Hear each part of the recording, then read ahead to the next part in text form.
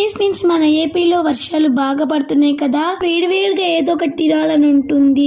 That Sunday కదా. Mutton curry చేసేద్దాం. అడిగిన మటన్ లో పసుపు ఉప్పు యాడ్ చేయండి. మటన్ ని బాగా కలిపి ఆ కుక్కర్ను స్టవ్ మీద పెట్టాలి. 5 to 6 విజిల్స్ వచ్చేదాకా వెయిట్ చేయండి.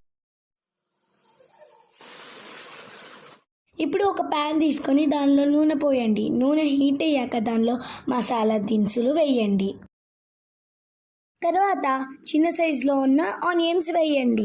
ఉల్లిపాయలు కలర్ చేంజ్ అయ్యాక దానిలోకి 2 పచ్చిమిర్చి యాడ్ చేసుకోండి.